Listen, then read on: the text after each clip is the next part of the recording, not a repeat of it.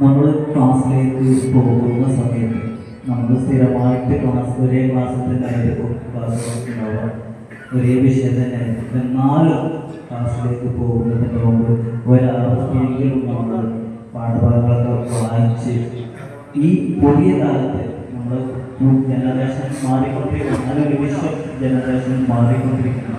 അപ്പോൾ കുട്ടികൾ പുതിയ പുതിയ അപ്ഡേഷനുകൾ അവരുടെ ചിന്തയിലും മനോഭാവത്തിലും അവരുടെ തിരിച്ചറിവിലൊക്കെ വന്നുകൊണ്ടിരിക്കുന്നു. അപ്പോൾ അതൊക്കെ മനസ്സിലാക്കി അതൊക്കെ ഉൾപ്പെടുത്തി എങ്ങനെ ഈ പാഠത്തെ അവർക്ക് അനുകൂലമായിട്ട് മാറ്റാൻ കഴിയും എന്നുള്ളത് നമ്മൾ മനസ്സിലാക്കണം.